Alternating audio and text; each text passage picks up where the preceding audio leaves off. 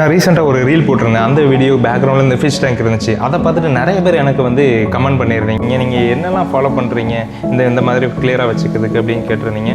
So அதை பற்றின full details இந்த வீடியோவில் நான் சொல்ல போகிறேன். என்னோட டெய்லி மார்னிங் ரொட்டீன் எப்படி இருக்குன்னா, ஒரு 10 o'clock வந்து நான் மார்னிங் லைட் ஆன் பண்ணுவேன். அதுக்கப்புறம் அதே மாதிரி நைட்டும் வந்து 10 o'clock இல்லைனா தூங்குறதுக்கு முன்னாடி லைட் ஆஃப் பண்ணிடுறேன். நான் மெயினாக இது எதுக்கு சொல்கிறேன் அப்படின்னா, இந்த பார்த்தீங்கன்னா உள்ளே வந்து ப்ரௌன் கலரில் ஆல்கேஸ் நிறைய ஃபார்ம் ஆகும். இந்த ஆல்கேஸ் எதனால் ஃபார்ம் ஆகுதுன்னா, இந்த லைட் தான் மெயின் காரணம். இந்த லைட் சோர்ஸ்னால அது நிறைய ஸ்ப்ரெட் ஆகும். ஸோ இந்த ப்ரௌன் ஆல்கே ஃபார்ம் ஆகக்கூடாது அப்படின்னா, நீங்கள் லைட்டை வந்து ஒரு கண்ட்ரோலாக யூஸ் பண்ணணும். அப்புறம் ஃபிஷ் டேங்குக்கு யூஸ் பண்ணுறது வந்து RO வாட்டர். சில பேர் போர் வாட்டர் யூஸ் பண்ணுவாங்க. எஸ், போர் வாட்டர் யூஸ் பண்ணுறது நல்லது தான். ஆக்சுவலாக அதில் ஒரு பெரிய பிரச்சனை என்னென்னா, சால்ட் செடிமெண்ட் நிறையா ஆகும். எனக்கு அந்த ப்ராப்ளம் வந்திருக்கு. அது பார்க்கறதுக்கே ரொம்ப அசிங்கமாக இருக்கும். உங்கள் டேங்கே கெடுத்துரும் லுக்கை.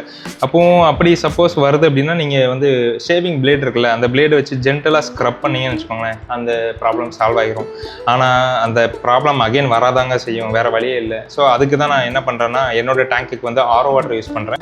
வீட்டில் எப்படி நம்மகிட்ட காட்டன் இருக்கும், இந்த மாதிரியான காட்டன்ஸ் இருக்கும். அந்த காட்டனை நீங்கள் எடுத்துகிட்டு இந்த காட்டன் பட்டை யூஸ் பண்ணி நீங்கள் அப்படியே ஸ்வாப் பண்ணிங்கன்னு வச்சுக்கோங்களேன்.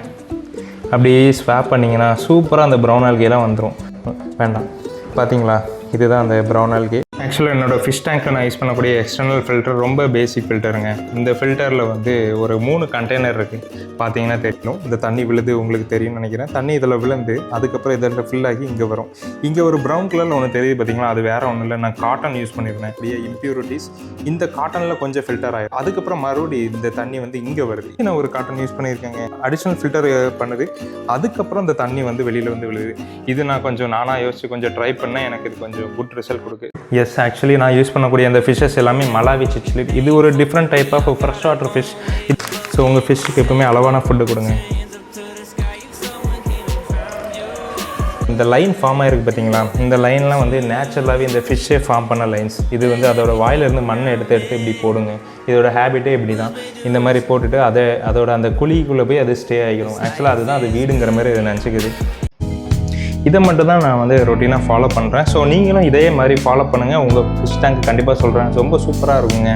ஸோ உங்களுக்கு இந்த வீடியோ ரொம்ப யூஸ்ஃபுல்லாக இருந்துச்சுன்னா ஃபாலோ பண்ணுங்கள், லைக் பண்ணுங்கள். சப்போஸ் உங்களுக்கு ஏதாவது டவுட்ஸ் இருந்துச்சுன்னா எனக்கு வந்து கமெண்ட் பண்ணுங்கள்.